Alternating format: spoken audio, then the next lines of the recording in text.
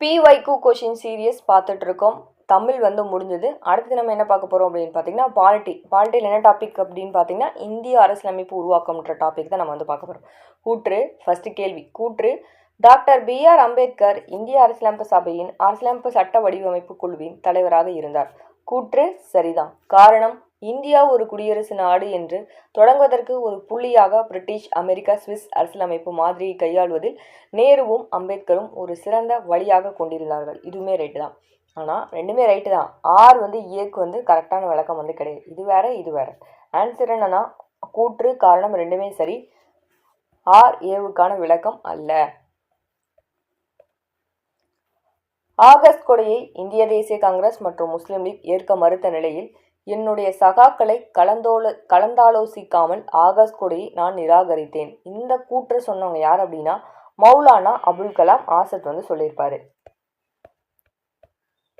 அரசமைப்பு நிர்ணய சபையின் பணிகளை பற்றிய பின்வரும் நிகழ்வுகளை காலவரிசைப்படுத்த சொல்லியிருக்காங்க. சரி, காலவரிசைப்படுத்துறதுக்கு முன்னாடி நமக்கு என்ன தெரியணும் அப்படின்னு பார்த்தீங்கன்னா இந்த சைடு எந்த இயர்னு தெரிஞ்சால் தான் நம்ம வந்து போட முடியும். ஓகேவா? இப்போ இந்திய காமன்வெல்த் அமைப்பின் உறுப்பினராக அங்கீகரிக்கப்பட்டது அப்படின்னு பார்த்தீங்கன்னா 1949. அடுத்தது தேசிய கொடி எப்போ வந்து ஏற்றுக்கிட்டாங்க அப்படின்னு பார்த்தீங்கன்னா ஜூலை 22, 1947 தேசிய கொடி வந்து ஏற்றுக்கிட்டாங்க. தேசிய கீதம் எப்போ ஏற்றுக்கொள்ளப்பட்டதுன்னா ஜனவரி 24, 1950 என்ன பண்ணியிருப்பாங்கன்னா தேசிய கொடி வந்து ஏற்றுக்கிட்டாங்க. தற்காலிக இந்திய பாராளுமன்றமாக தொடர்ந்து வந்து எப்போ ஸ்டார்ட் ஆச்சு அப்படின்னு பார்த்தீங்கன்னா ஜனவரி 26, 1950.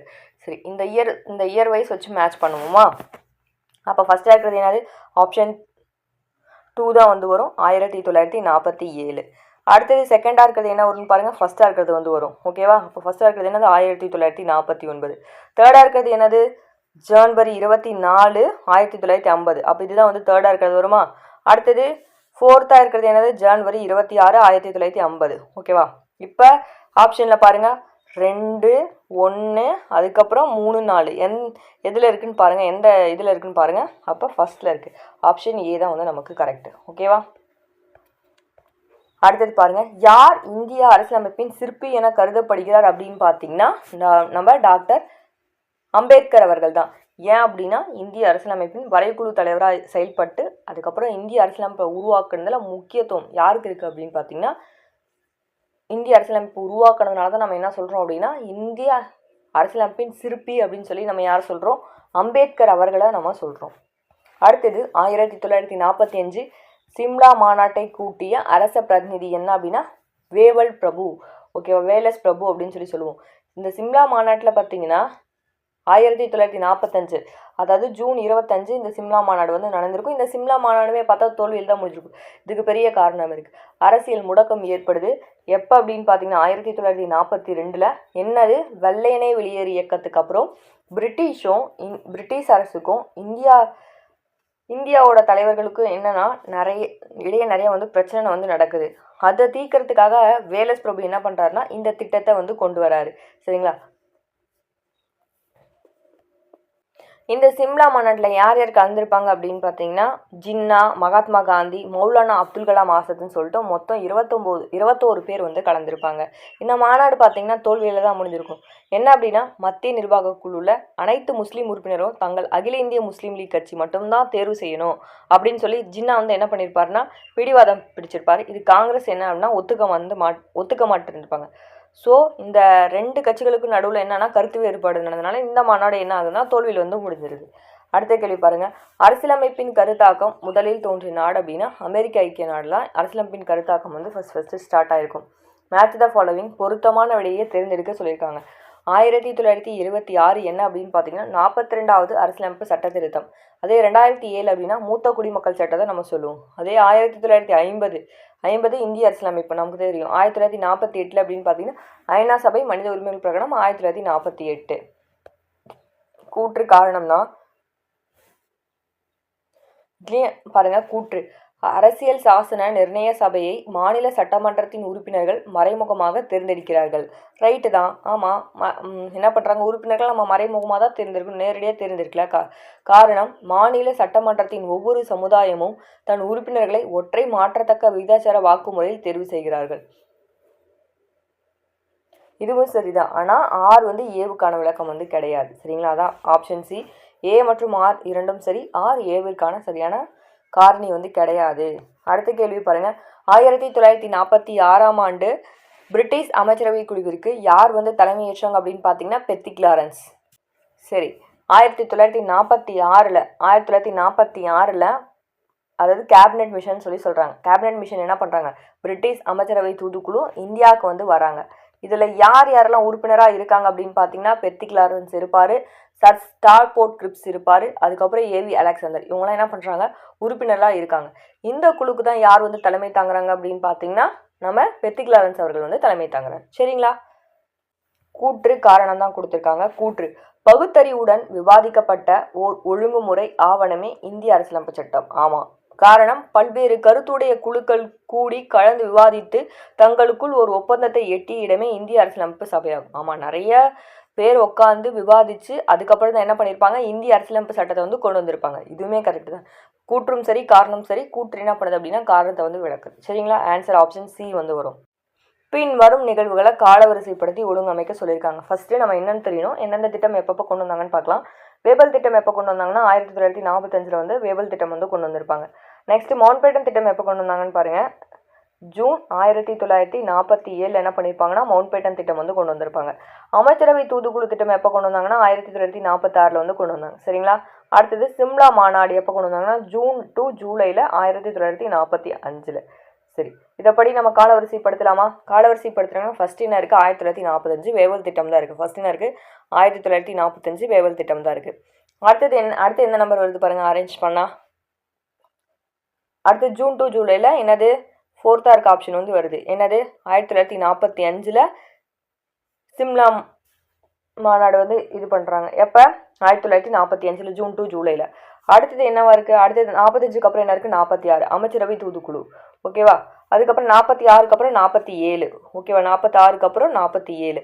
46க்கு அப்புறம் 47 என்னவா இருக்குது, ரெண்டாவது ஆப்ஷன் வந்து இருக்குது. சரியா? 45 இது ஜூன் ஜூலையில், அதுக்கப்புறம் 46, அதுக்கப்புறம் 47. இப்போ இதை மட்டும் பாருங்கள், 1432 எங்கே இருக்குது, ஆப்ஷன் சியில் இருக்குது. ஸோ கரெக்டான ஆன்சர் என்ன, ஆப்ஷன் சி.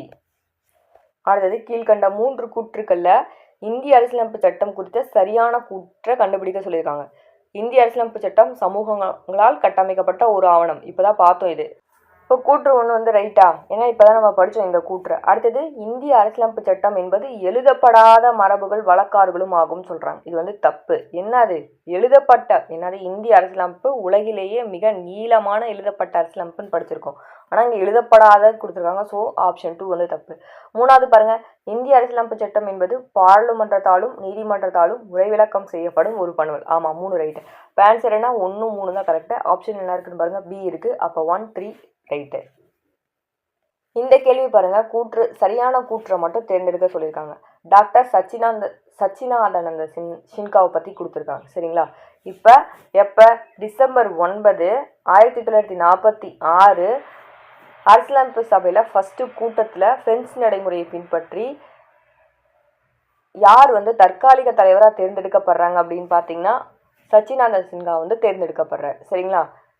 அவர் தான் இந்த சபையோட துணைத் தலைவர் அப்படின்னு சொல்லியிருக்காங்க. தப்பு. நம்ம என்ன படித்தோம், சபையோட நிரந்தர தலைவராக யார், டாக்டர் ராஜேந்திர பிரசாத் அவர்களும், துணைத் தலைவராக நம்ம யாரை படித்தோம், ஹெச்ஜி முகர்ஜி அவர்களும், இன்னொரு யார், விடி கிருஷ்ணமாச்சாரி. இவங்க 2 பேரும் தான் என்ன பண்ணுறாங்க அப்படின்னு பார்த்தீங்கன்னா துணைத் தலைவராக வந்து தேர்ந்தெடுக்கப்பட்டாங்க. ஸோ இங்கே என்ன கொடுத்துருக்காங்க, இவரே வந்து துணைத் தலைவராக தேர்ந்தெடுக்கப்பட்டாங்கன்னு சொல்லி கொடுத்துருக்காங்க. ஸோ அதனால் இந்த ஆப்ஷன் 2 தப்பு. கரெக்டாக இருக்கிறது என்னென்னா ஆப்ஷன் ஏ மட்டும் தான் நமக்கு வந்து வரும். ஓகேங்களா? அடுத்த கேள்வி பாருங்கள்,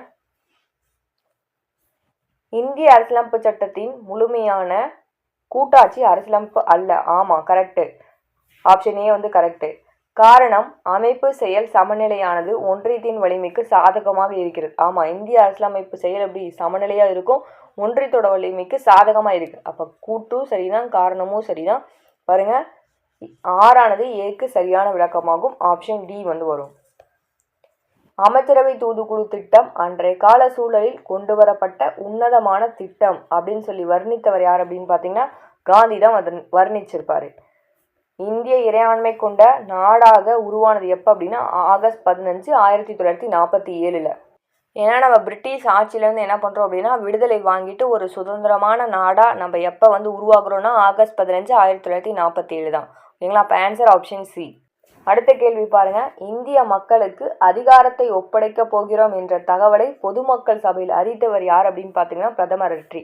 இவர் எந்த பிரதமர்? பிரிட்டிஷோட பிரதமர் தான். என்ன சொல்லியிருப்பார் அப்படின்னு பார்த்தீங்கன்னா February 20, 1947 பிரிட்டிஷ் நாடாளுமன்றத்தோட பொது சபையில் போயிட்டு ஜூன் 1948க்குள்ள இந்தியர்கள்கிட்ட நான் அதிகாரத்தை வந்து ஒப்படைக்கிறேன் அப்படின்னு சொல்லி என்ன சொல்லியிருப்பாரு? பிரதமர் அட்லி வந்து சொல்லியிருப்பாரு. அடுத்தது பாருங்க, இந்திய அரசியலமைப்பு உருவாக்க வரைவு குழு எடுத்துக்கொண்ட காலம்னு கேட்குறாங்க.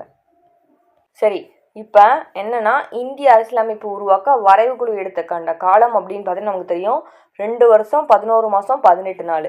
அதுக்கு முன்னாடி ஒரு சின்ன இன்ஃபர்மேஷன். ஃபஸ்ட்டு கூட்டம் எப்போ நடந்திருக்கும்? 1946 டிசம்பர் 9 என்ன பண்ணியிருப்பாங்க? ஃபஸ்ட்டு கூட்டம் வந்து நடந்திருக்கும். இதோட தற்காலிக தலைவராக யார் வந்து தேர்ந்தெடுக்கப்பட்டிருப்பா? சச்சிதானந்த சின்ஹா வந்து தேர்ந்தெடுக்கப்பட்டிருப்பார். சரி, மொத்தம் 11 அமர்வுகள் நடந்திருக்கும். 165 நாட்கள் விவாதம் வந்து நடத்தப்பட்டிருக்கும். வரைவுக்குழு தலைவராக யார் வந்து தேர்ந்தெடுக்கப்படுறா அப்படின்னு பார்த்தீங்கன்னா நம்ம B.R. அம்பேத்கர் தேர்ந்தெடுக்கப்படுவாங்க நம்ம சொன்னோம்.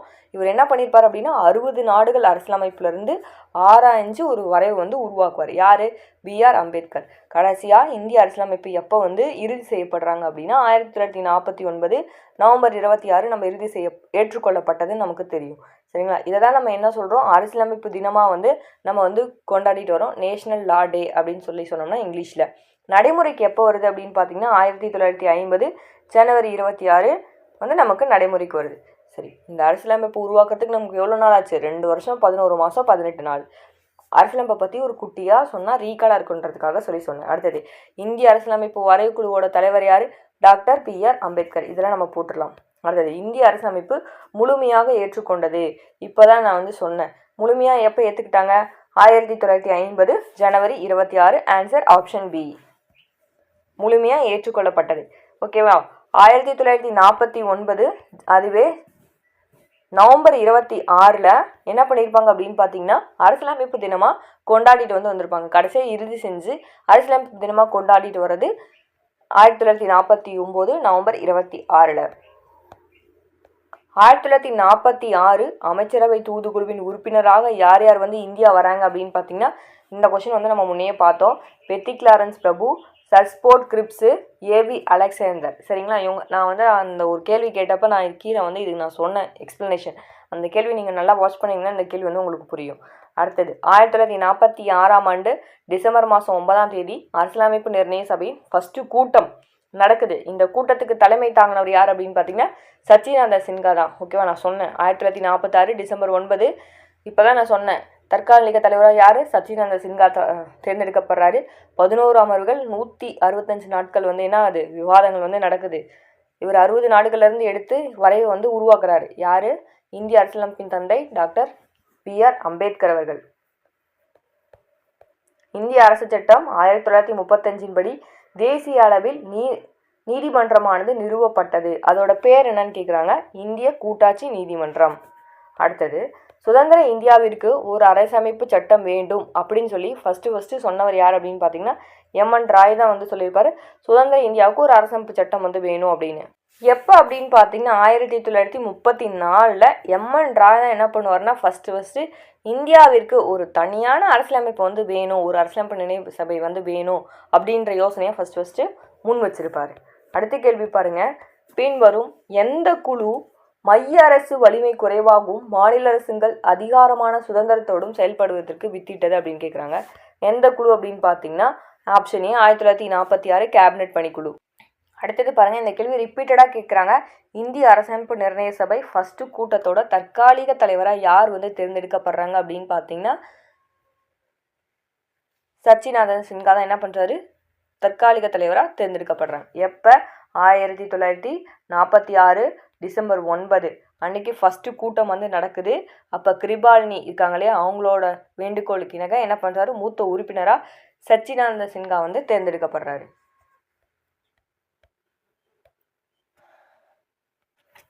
கீழ்காணப்படும் வாக்கியங்களை கருத சொல்லியிருக்காங்க. கிரகண கோட்பாடு அப்படின்னா ஜனவரி 26, 1950க்கு முன்னாடி இயற்றப்பட்ட ஒரு அரசியல் சாசன சட்டங்களை வந்து சாரும். ரைட்டு. அடுத்தது பாருங்க, அரசியல் சாசனம் வந்த பிறகுதான் முன் உள்ள சட்டங்களின் மீது ஒரு நிழல் பட்டு கிரண கோட்பாட்டின் கீழ் வந்து விடுகின்றன. ஏனெனில் இது அரசியலமைப்பிற்கு ஒத்து போகாதது. 2மே ரைட்டு தான். 3 பாருங்க, விதி 13,1 மற்றும் 13,2 கீழ் உள்ள அனைத்து சட்டங்களும் அரசியல் சாசனத்திற்கு முன்பாகவே உள்ள சட்டங்கள். இது வந்து தப்பு. ஏன் அப்படின்னா இந்திய அரசியலமைப்பு நடைமுறை வந்ததுக்கு அப்புறம் தான் இதை வந்து கொண்டு வந்திருப்பாங்க. ஆனால் இங்கே முன்பாகவே கொடுத்துருக்காங்க. ஸோ ஆப்ஷன் சி வந்து தவறு. கரெக்டான ஆன்சர் என்னன்னா 1 மட்டும் 2 தான் சரி. Option A. அடுத்தது, இந்திய அரசியலமைப்பு ஏற்றப்படுவதற்கு எத்தனை ஆண்டுகள் எடுத்துக்கொள்ளப்பட்டன? இது வந்து நம்ம ஏற்கனவே பார்த்தது தான். 2 ஆண்டுகள் 11 மாதங்கள், ஓகேவா, 17 நாட்கள். 18, ஆனால் இங்கே 17ன்னு கொடுத்துருக்காங்க. ஸோ ஆப்ஷன் வச்சு பார்த்தோம்னா ஆப்ஷன் ஏ தான் வந்து கரெக்டு. அடுத்தது பாருங்கள், 1947 மார்ச் மவுண்ட்பேட்டன் என்பவருக்கு மாற்றாக இந்திய வைஸ்ராயாக பொறுப்பேற்றவர் யார் அப்படின்னு பார்த்தீங்கன்னா நம்ம வேவல் தான். வேவல் பற்றி அதிகமாக கேள்வி கேட்குறாங்க. இன்றைக்கான இந்த டாப்பிக்கில் கேள்விகள் பார்த்தோம். ரொம்பவே பயனுள்ளதாக இருக்கும்னு நினைக்கிறேன். தேங்க்யூ.